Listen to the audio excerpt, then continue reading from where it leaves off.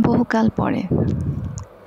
আসসালামু আলাইকুম। আজকের গল্পের নাম বহুকাল পরে ছন্দা দেশে ফিরেছে।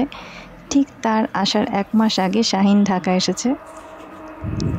কৈশোরে প্রেম পরিণত বয়সে ধরে রাখা যায় না, তার প্রমাণ ইতিমধ্যে তারা দিয়েছে। এত বছর পরে নিজ জেলা শহরে ফিরে আসার পিছনে একটি কারণ আছে। আজ বৃষ্টির আপনাদের কাছে মনে হতে পারে বৃষ্টিকে। চলুন ফিরে আসি 90-এর দশকে। একই কলেজে পড়ুয়া দুজন শিক্ষার্থী, 1 বছরের সিনিয়র শাহিন, সুদর্শন মেধাবী শাহিন। দূর থেকে দেখা, কথা বললে না কেন? ছন্দা: কাছে থাকলে বলতাম।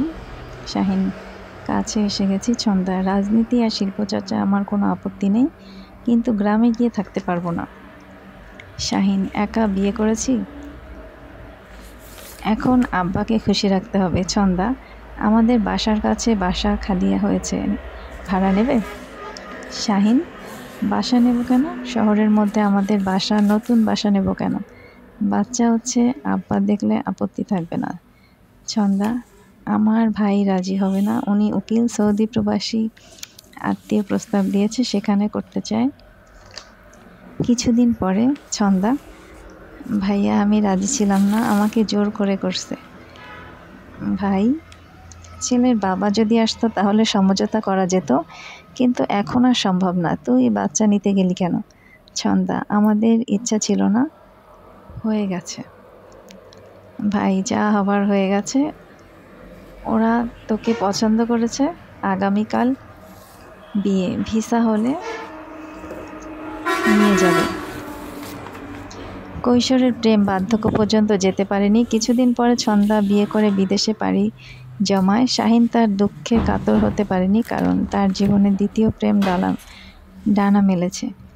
শাহিনের কাছে বাচ্চাটি গলার কাটা, তার কান্না শুনলে ইচ্ছে করে জানালা দিয়ে ছুঁড়ে ফেলে দিতে। উপায় না দেখে শাহিনের বাবা বাচ্চাটিকে আত্মীয়ের বাসায় রাখার সিদ্ধান্ত নেয়।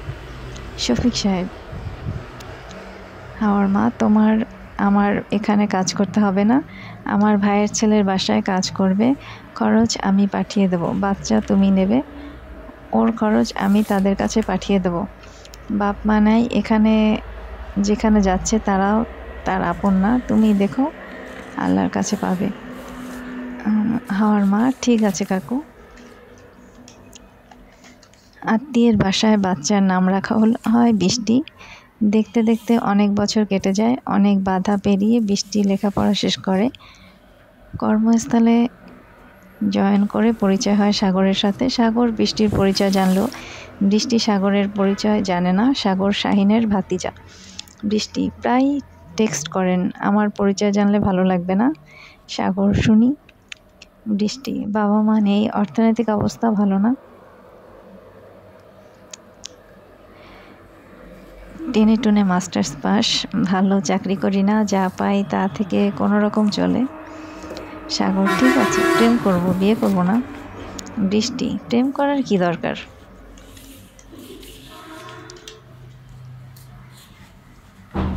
বৃষ্টির কাজের দক্ষতা ছিল, সহজে বড় স্যারের নজরে চলে আসে। বলা যায় আল্লাহ মানুষকে কাছ থেকে সব কেড়ে নেয়, কিছু ফেরত দেয়। হঠাৎ করে বিদেশে ব্রাঞ্চে তার বদলি হয়ে যায়। দেশে কোনো পিছুটান না থাকায় বৃষ্টি রাজি হয়ে যায়। সাগর: অনেকবার দেখা করতে চেয়েছিলাম, এলে না। বৃষ্টি: আপনার পরিবারের কথা জেনে আর দেখা করা হলো না। সাগর: শুনলাম বিদেশ যাচ্ছ।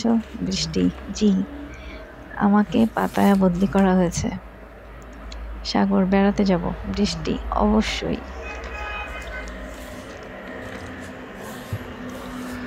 সাগরের সাথে বৃষ্টির প্রেম ছিল না, সে বারবার বোঝাতে চেয়েছে অর্থনৈতিক সচ্ছলতা থাকলে প্রেম করা যেত, কিন্তু সাগরের আগ্রহে বৃষ্টির ফ্লাইটের 2 দিন আগে তাদের আগ সম্পূর্ণ হয়। ছোট এই আয়োজনে বৃষ্টির পক্ষে কোনো নিমন্ত্রিত অতিথি ছিল না। সাগরের নিমন্ত্রণে ছন্দা এবং শাহিন এসেছিল। বহুকাল পরে দেখা হলো 3 জন মানুষের। সময়ের ব্যবধানে সম্পর্কের বিচ্ছেদ হতেই পারে, ভাঙা সম্পর্ক জোড়া লাগাতে আজ আর বৃষ্টি এগিয়ে আসেনি। সেদিন শাহিন এবং ছন্দা দুজনেই দুপথে হারিয়ে যাওয়ার তাড়া ছিল। আজ বৃষ্টির কর্মস্থলে ফিরে যাওয়ার তাড়া। সাগর সম্পর্কে 2টো কথা তার আইডিতে লেখা ছিল, প্রতিটি পরিবারে তোমার মতো ছেলে একজনই যথেষ্ট। সারা জীবন আমাকে ভালো বন্ধু হিসাবে পাবে, যেভাবে আগে ছিলাম।